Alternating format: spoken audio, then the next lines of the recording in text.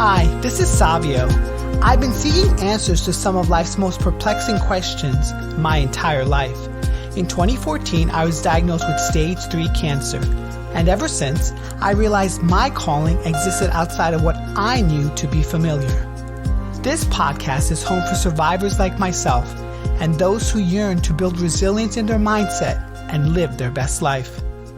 In Season 3, the show includes a mix of coaching sessions followed by interviews with those from all walks of life who have been successful in the wellness, business, media, and travel industries. The intent is to show the human experience in its rawest form so that others may glean insight.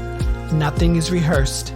As a board-certified wellness coach, #1 best-selling author, and syndicated columnist, my job is to ask the deep questions of those trying to make sense of their place in this fractured world. I believe life speaks to us in different ways. Many of us listen, but don't know how or where to begin. As someone who has crossed the bridge between life and death, I say simply, begin where you are now and get busy living. If you like today's episode, I would appreciate it if you could share it. Be sure to tag me at The Human Resolve so I can reciprocate in kind. So without further ado, welcome to the Human Resolve podcast. Today's podcast guest is author, mentor, speaker, and cancer survivor, Cynthia Hayes. As Cynthia states, many people feel in some way that they're responsible for their cancer, that there was something that they did, that they didn't get diagnosed, that they didn't pay attention to their body well enough. There's a lot of internal stuff that goes on. I'm trying to get to the bottom of, well, why do people feel this way? Hi, Cynthia. It's good to meet you. What would you like coaching on today? Well, I think one of the hardest things for me is I am such a scientifically minded person. How do I incorporate other modes of coping with the world into my practice as a mentor for cancer patients? I do a lot of cancer advocacy work and mentor patients on a one-on-one basis. I know that there are things other than Western medicine that can be helpful. And I'd love to learn how to incorporate that when it feels counterintuitive to me into my practice. So you do a lot of work with cancer patients, and most of it is, Western based, and you're just trying to figure out how you can use a more intuitive maybe sense and practice in order to further along. And incorporate things like, Ayurvedic medicine and mindfulness meditation and things that are not part of my personal day-to-day, but could be helpful to patients. So what would be a really great outcome for today? I guess a great outcome would be understanding sort of a roadmap for how to work through all of that and how to learn enough about these different modalities to then be able to draw from them appropriately in my mentoring practice.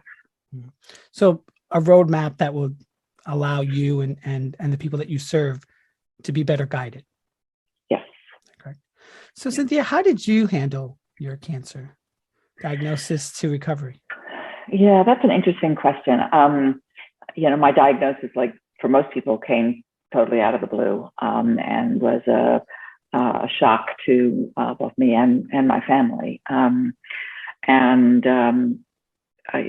I tended to vacillate between either, tears and total certainty that I was going to die from my cancer to putting on the badass front that I normally show everyone in order to both give myself the strength I needed to get through it, but also,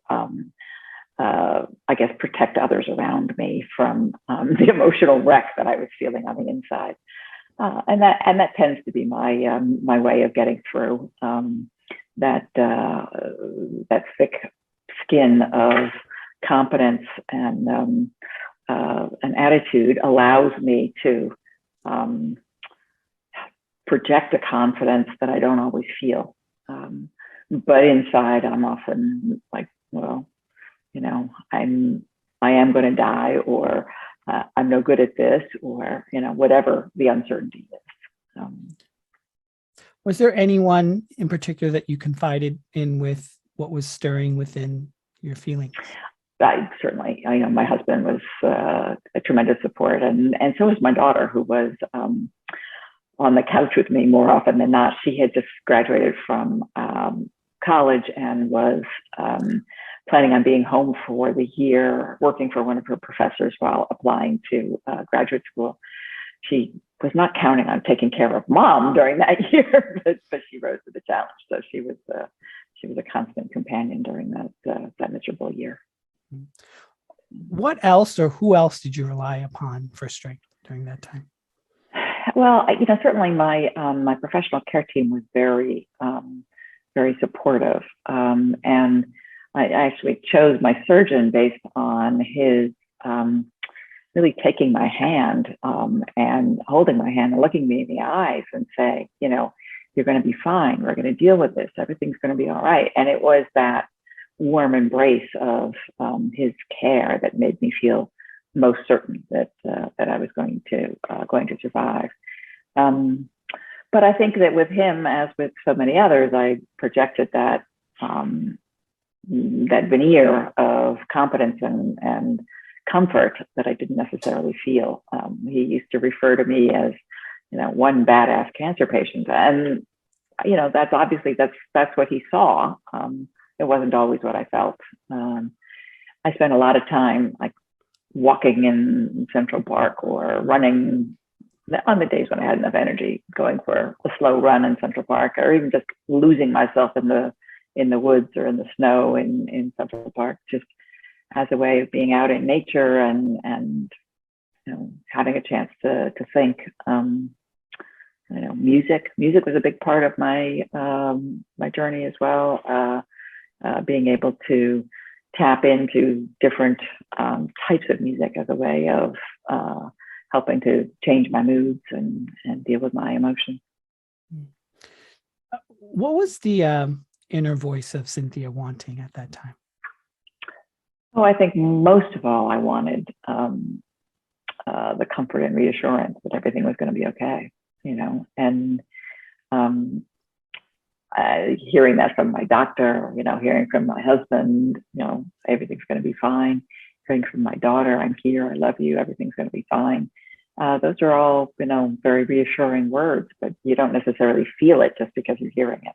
So. Yeah. Are any remnants still with you, those feelings? At this point, no. I am 6 years post treatment, and it's no longer a source of anxiety. I know that I should go once a year and get a checkup and test and all of that, but it's not really with me, other than it has become my life. So, prior to my diagnosis, I was going to write a book. I was definitely going to write a book. It was going to be a novel. After my diagnosis, I saw that there was a need, and it was interesting how that came about. I was at the gym. I was bald, naked face, everything just gone, and no energy. And I'm sitting on a bike, trying to remember what it was like to have energy and do exercise. And a total stranger comes and sits on the bike beside me and starts telling me his cancer story. And obviously he could see that I was a cancer patient. There's no hiding that. But as he was going through his diagnosis and treatment process and his entire experience, what struck me was the degree to which we shared an emotional response to the diagnosis, an emotional response to the treatment, the fear, the anxiety, the depression, the cognitive symptoms. And nobody had mentioned any of that to me before. And it's like, oh, well, if this is a common experience, why aren't we talking about it? And then I started talking to a couple of other friends that I knew that had been through cancer. And sure enough, they mentioned many of the same things. And when I went back to my doctor and said, what's with all of this emotional, stuff? He says, oh yeah, everybody feels that way. It's like, well, why didn't you tell me? Why didn't you warn me? So that's when I decided to go and write a book about cancer and cancer emotion. and ended up interviewing, over 100 people to try and see, well, what are the patterns and how do people cope, and what are people feeling. But of course, the bottom line is that, we still go through a lot of emotions, thinking that we are the only one on the planet weak enough, incompetent enough to not know how to deal with cancer.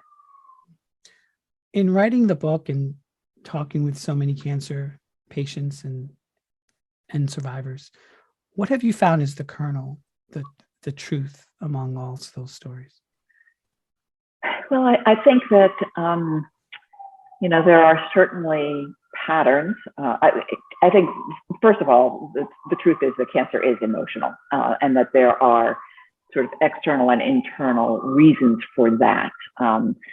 Starting with the mythology that, cancer is a death sentence, which for millennia it was, but it's not necessarily the case now. But also stemming from the fact that we do feel in some way, or many people feel in some way, that they are responsible for their cancer, that there was something that they did, whether it was in a prior life or this one, whether it was diet or lack of exercise or too much stress or, whatever. They didn't get diagnosed. They didn't pay attention to their body well enough. Many people feel responsible for their cancers. And then we have brand new doctors that we're dealing with. So we don't have the close relationship of a long-term care provider to rely on to be able to feel comfortable talking about what's going on.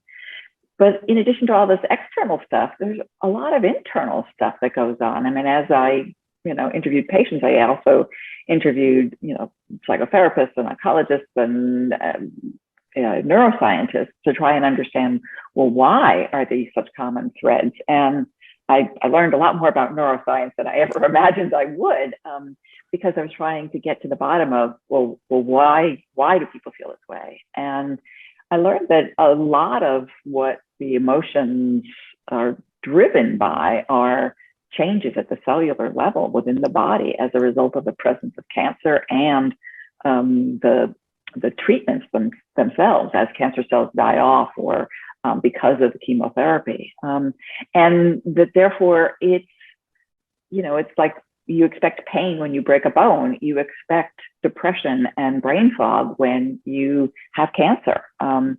It turns out it's related very strongly to the inflammatory response, and that when our bodies are overwhelmed with inflammation as a result of cancer and as a result of the cancer cells dying from treatment and whatever, that's often read as sickness behavior in the brain, and sort of drives us back to bed and pull the covers over the head and don't think clearly and all of that. So a lot of those emotions that most people seem to experience are driven by physical things as well as those external factors. But how we deal with those emotions is different from person to person, and how we express our emotions, how deeply we internalize those emotions, how deeply we feel those emotions varies enormously based on who we are and our genetics and our life experiences, and whether or not we've experienced trauma earlier in our lives. I mean, a whole host of things that psychologists understand, but the average cancer patient doesn't. Emotionally, how did cancer show up for you? It certainly made me very fearful. I was convinced from a very early stage that I was going to die. And once I had, there's a long period of uncertainty with cancer. When you first have an inkling that there's a mass or something that needs to be dealt with, and then it's really not until they have the surgery and they've done pathology on the tumor, and that's when they really understand exactly what's going on. So that can be a couple of days, or more likely, a couple of weeks, or even a couple of months. And that period of uncertainty is just really, really hard to deal with. And for me, during that period of uncertainty, that's when I was most anxious and certain that I wasn't going to survive. I think once the plan is in place and you have confidence in your team and you begin to see that the treatment is working, it's a lot easier to get comfortable. And certainly that was my pattern. Although, every treatment cycle, they would shoot me full of dexamethasone, which made me feel great for a couple of days. But I would have a real emotional crash when I had withdrawal from the dexamethasone. And so I would have weepy days, and then I would have, a few days of sort of slowly crawling back out of my cave and feeling energetic again, and then have another week or week and a half of recovery, and then whack you again. Did cancer sort of show up for you in any way in your physical body besides the presence of a tumor? Well, it certainly manifests itself in fatigue, but that was, I had minor fatigue prior to the diagnosis, but mostly sort of the treatment resulted in fatigue. The treatment resulted in brain fog for sure. The treatment resulted in depressed, white and red blood cell counts and things like that. But otherwise, no. Yeah, just the general deconditioning that comes with, 3 weeks of recovery from surgery and then all of that treatment. The fears that you expressed of possibly dying from this, what were the feelings attached to that? Oh, it was, am I not going to get to see my children develop into adults? Am I not going to get to spend the 30 years of, living with my husband and being able to enjoy our days now that the kids are out of the house? Am I not going to get to spend another, Christmas with my family? Am I not going to, get to do all of these things that I had postponed over the years, looking forward to doing them in my retirement years? So I think that was the major thing. It wasn't that I was worried that it was going to be painful, but rather it was a sense of loss. And I think with that sense of losing these things that I have thought about and dreamt about, also comes losing that sense of control over your life, that you can forecast and plan and predict and schedule. Did cancer have a specific message for you? Oh, it certainly told me that life is unpredictable. And, I like to say I've always been a planner. It was important when I was young to plan and be able to manage around a very uncertain household when I was growing up. But then I was a professional planner. I got a business degree and was a strategic planning consultant. So I am a planner. I like to plan vacations. I like to, plan menus well in advance. I like to, plan my work days. But cancer just said, nope, you're not going to plan anything.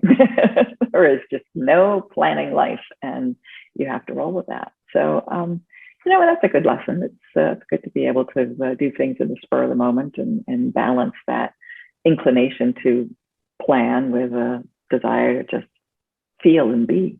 And certainly with cancer, you can't plan. You don't know how you're going to feel from day to day, and learning to just roll with it, I think, was an important part of it. What do you feel cancer took away from you? Well, I think that what it took away was a sense of confidence that I was going to have a long and healthy life. And even though I'm no longer, fearful of the cancer recurring, it has certainly made me more aware of the fact that, we have no way of knowing what the, overall life plan is. And so just take, a moment at a time. And I think that that's been, particularly true for everyone during COVID. Is just, life has just become ridiculously unpredictable, and you have to roll with it. And you can't plan too far in advance because you don't know when the next wave is coming back. You can't decide you're going to, travel to India next month because, in fact, India could be going through a bad wave, or we could be going through a bad wave. And so,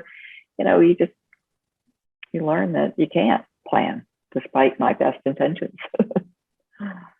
So how are you dealing or feeling with the feeling of uncertainty and lack of control? How's that sitting with you? Oh, I think I like to fight it all the time. It's my natural, as I said, natural pattern to want to plan things. And there are days when the frustration of not planning, not being able to plan things is great. But I've also gotten much better at, what, that's tomorrow. I'm not looking at tomorrow. I'm just looking at today. So it's a bit of a cognitive dissonance for me, because people will ask me, well, so can we get together tomorrow? It's like, I have no idea, because I haven't looked at the calendar for tomorrow. I don't know what's there. So I have gotten myself into a few scheduling snafus because I'm not looking so far ahead. I'm not spending as much energy on planning as I used to. And that's okay. Do you feel that cancer gave you something that you didn't expect, that you appreciate? Oh, well, certainly the biggest thing that it gave me was the voice that I have now in talking with cancer patients and helping people get more comfortable with their own emotions around cancer. That was a gift. And while I had always had the desire to be a published author, it wasn't quite a book about cancer that I had in mind. But I'm very happy to have published this book, which I think is an important resource for people, because cancer is a big ordeal. It is a big blankety blank ordeal that we all have to learn how to deal with, and finding a way to guide others through it. And so many of the connections that I've made in the process of guiding others through it has been very rewarding. So. Yeah, I want to go back to our original intent for this conversation was, how do you broach or talk to individuals who you serve in a more emotional or feeling way, rather than, has today's insights given you any further clues in that area? Well, certainly, the conversations that I have with patients that I'm mentoring are all about emotions and how to integrate their emotions into their daily lives. There are times when I don't know how to hear what they're saying, because I don't feel the same thing, and so that's sort of what I struggle with. How do I embrace somebody else's religious drive when that's a minor factor in my life? How do I respect somebody's guide or interest in a medical treatment, quote unquote, a complementary therapy that I can't find any scientific research to support? So I struggle with that, and looking forward to trying to round that out more for myself. So. And the mentees you serve, what do you think they want? I think most of all, they want to know that they're going to be okay, that somebody else has experienced much of the same thing that they've experienced and come out okay. And they want to know that it's not a sign of weakness to feel what they're feeling, that it's not, that they're not bad people because they feel the way they feel. Those things I can certainly provide for them. Do you sense from them that they want an answer to their problem? Oh, absolutely. Absolutely. I mean, I think that the most important thing that, that people reach out to a mentor for is, help me through this. How do I do this? How do I manage? And I don't know who said it first, but there's a wonderful saying of, to know the road ahead, ask someone returning. And the fact that I have been through it allows me to guide them in a way that, a professional who hasn't experienced really can't. So there's a bond that comes instantly because we've been through the same shared experience. And when there's uncertainty in that area of the answers, how does that make you feel? Mm-hmm. Well, I am definitely somebody who likes black and white. There's no question about that. But uncertainty is something we all have to live with. And so, I spend a lot of time talking with patients about, how can you get comfortable with the uncertainty? What can you do today to get through today, knowing that you're not going to have certainty today? And so, the people approach that from very different perspectives. But I try to remind people about the benefit of a long hug, the need for laughter, the refreshing energy we get from being outdoors, breathing in all of the trees and grass and green things that are outside. So I try to go back to the very basics around what helps reduce stress, and so much of what people feel is stress. In the subtle nature of uncertainty, do you think it has some wisdom to share with you on how you can couch some of those conversations on maybe a difference of understanding when it comes to therapeutics or integrative modalities or religion? Do you suppose that there's something in there that you can find that can help you move forward? That's a really interesting point. So I think what I hear you saying is, just as I've dealt with uncertainty around my own diagnosis and the prognosis of cancer patients that I coach, I could deal with the uncertainty around whether or not these other modalities that I don't necessarily have confidence in, but there's uncertainty there, and I could accept that uncertainty and embrace that uncertainty. I like that. That works. Do you suppose that they would be understanding of that? Oh, absolutely. Absolutely. And I do think that as patients, we're all grasping at, whatever might help. And so encouraging a little optimism is always a good thing. Has your mentees ever said or expressed what they think about you or feel about you? Well, I have, yes, I have heard some very positive things, and mostly just a graciousness, a gratefulness that somebody's there and somebody is listening. Cynthia, what do you think or feel is the purpose of this all? Going through all that you've been through. Well, on a very practical level, it's, to get on to, live the next day and do other things to help other people. I'm not really a spiritual person, and I don't view us as, going to live on in some other world or in some other life. I think it's what we do in this life, and there's still a lot to be done.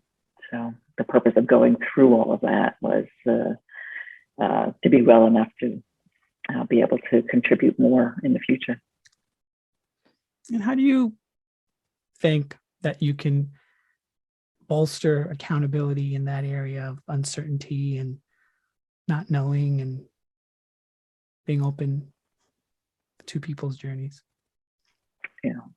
Well, I do think that no matter what we think or are confident in knowing on any given day, that changes. I mean, look how much the world has changed in the past, 2, 6, 10, 20 years. So many assumptions that we have about what is true are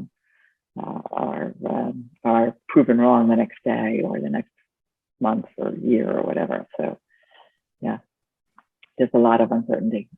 Dealing with uncertainty is something we all need to just accept and incorporate into our lives. Just as you have the support system, what do you know to be true when it comes to this cancer journey and helping others through the process? Well, I know that that we all experience emotions differently, and that we all express what we're experiencing differently, and that we all cope with what we're feeling and expressing differently, because we are all different people, and we all go into cancer with a different set of assumptions about life. We go through cancer with a different set of assumptions about what the process is going to be like, what our experience is going to be like, and so we all need different ways of coping. Different things are going to resonate better for different people.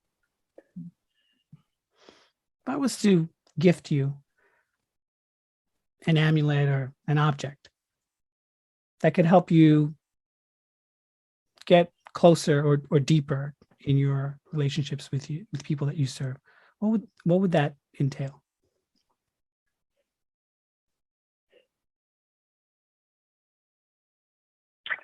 I guess it would be a magic looking glass, magnifying glass that would allow me to see deeper into their emotions, not just what they're saying to me, but what they're actually feeling. And obviously, since I can't do that, how can we make that real? How can we make that somewhat real now? Well, I think that, the hard thing is knowing, what to ask and how deeply to probe when somebody is, feeling what they're feeling going through cancer. And of course, it's that much harder because I'm doing so much of this now over the phone, as opposed to sitting beside somebody in the chemo suite, holding their hand, seeing how they're responding. And as you know, so much of a person's emotions is conveyed on their face, but I'm not seeing faces. So that's an added challenge right now, and it's hard to be able to know, as I said, how hard to push, how deeply to probe, and obviously listening with an open heart is all I can do. Have you ever been in a conversation with someone and your heart said something to you that the other person's words maybe didn't? Oh, often. Yeah, all the time. And can you, besides the phone, find a way to visually connect with them?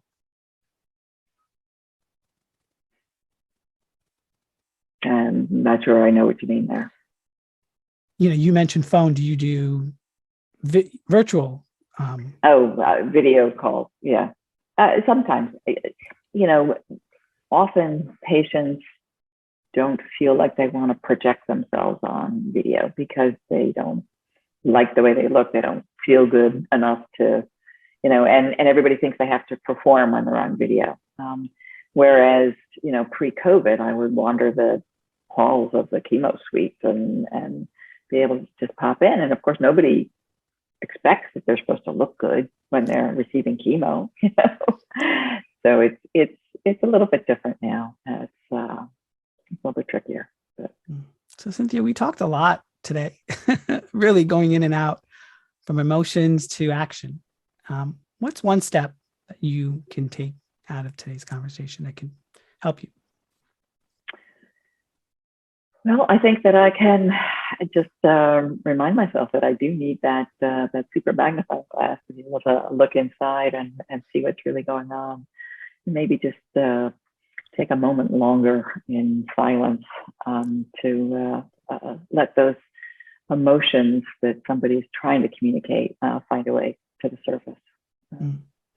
Always good to remember the benefit of listening with an open heart. Beautiful. Which you said you are good at, so that's great.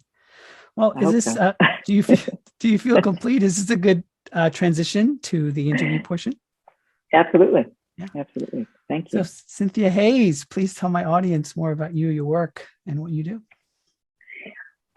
So I, as we mentioned earlier, I wrote a book called The Big Ordeal: Understanding and Managing the Psychological Turmoil of Cancer.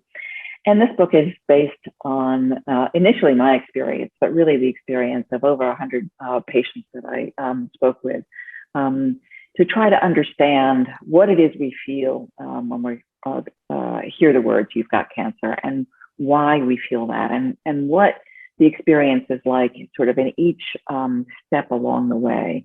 And so I started out by interviewing patients, ended up interviewing a lot of caregivers as well, and then ultimately oncologists, psychotherapists, exercise physiologists, neuroscientists, to try and understand why do we feel that way and what do we do about it? How do we cope and better manage? And in addition to the book, I also speak on the topic on a regular basis. I have a website, thebigordeal.com, which has a lot of free information and resources for patients and caregivers. And I do a lot of one-on-one mentoring of cancer patients, both through the Montefiore Medical Center in the Bronx and Mount Sinai Hospital. And anybody who reaches out to me, I'm really always happy to help. One of the things that I love to talk about is how the emotional experience of being a cancer patient creates wedges in our relationships with people. And that wedge happens because we as patients hold back some of our emotions, some information, some of the experiences we're having, sometimes to protect ourselves, sometimes to protect others around us.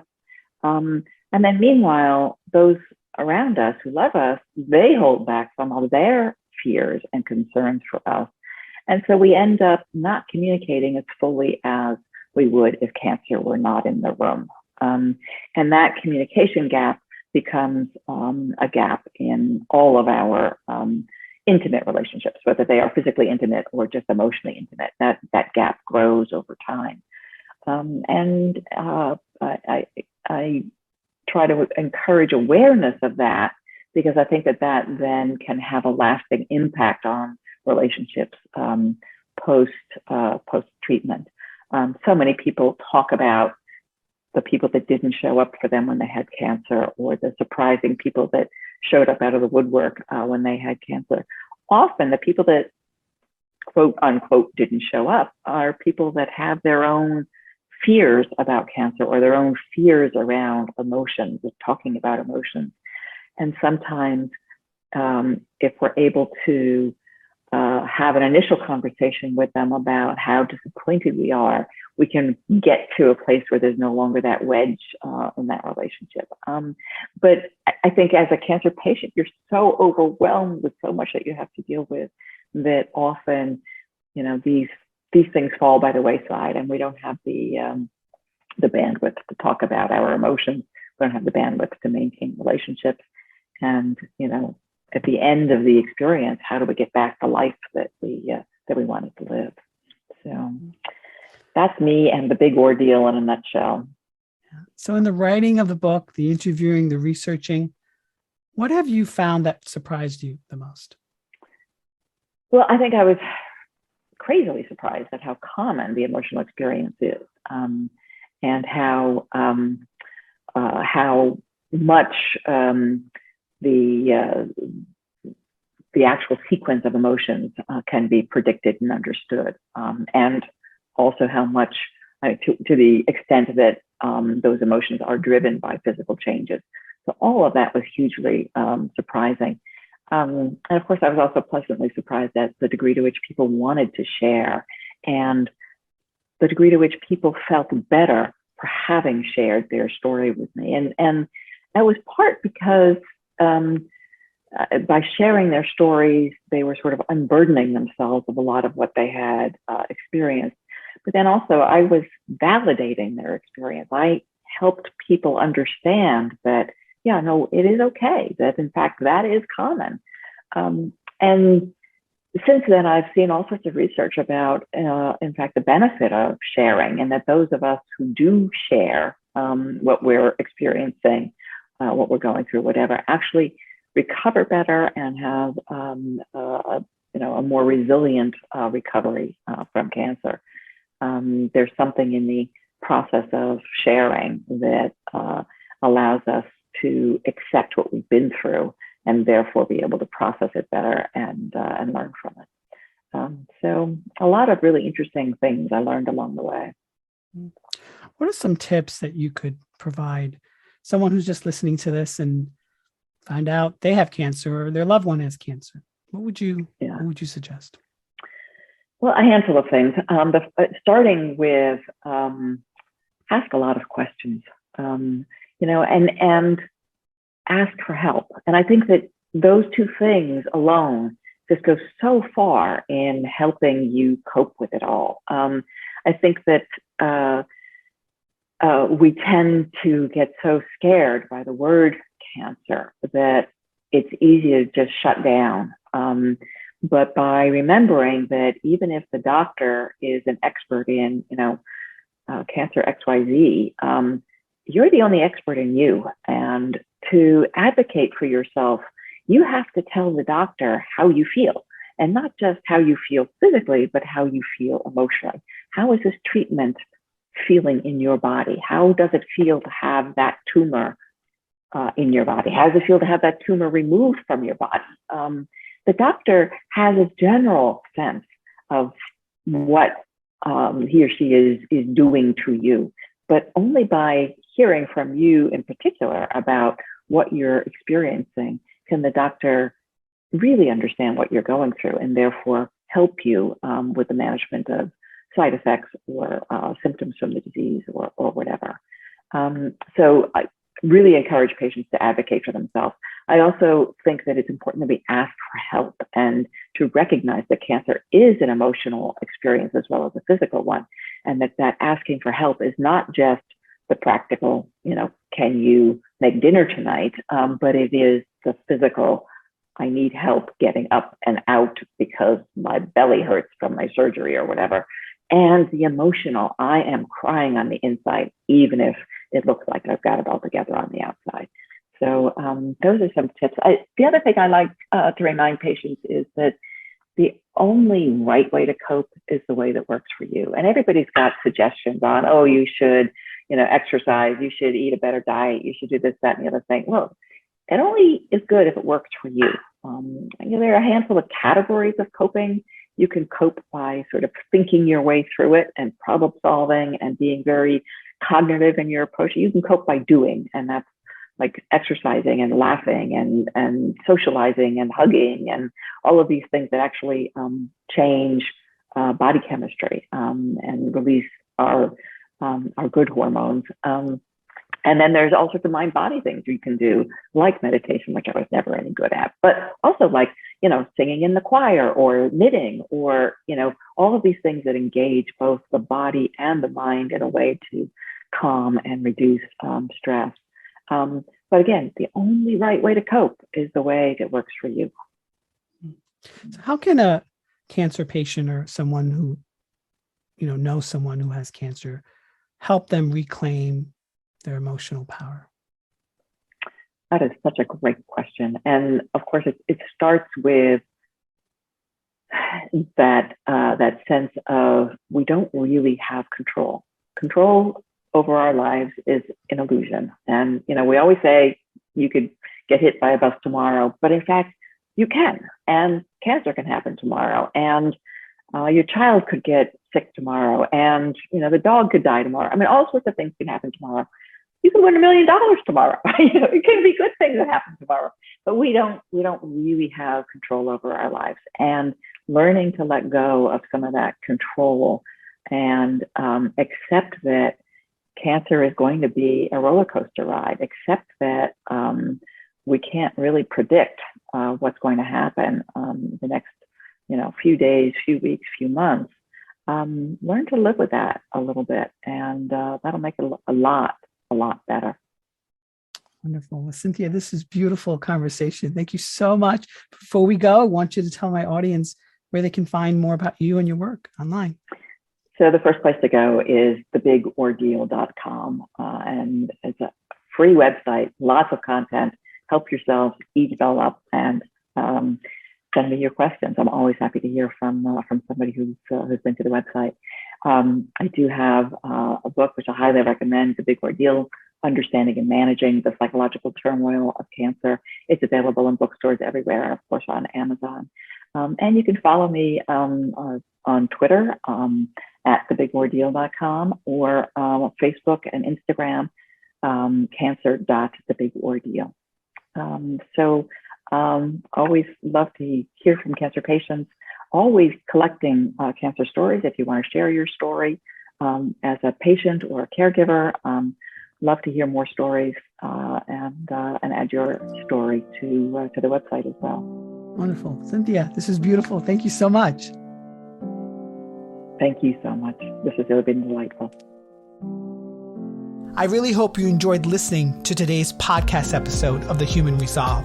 If you feel that others may enjoy this episode as well, please share socially at The Human Resolve. You can also visit my website, thehumanresolve.com, where I offer one-on-one coaching sessions, a subscription to my weekly newsletter, where I probe into the secrets from living smarter to feeding your 3 brains, and my author website, isurvivedcancer.co, where you can purchase my #1 best-selling book, I Survived Cancer and Here's How I Did It.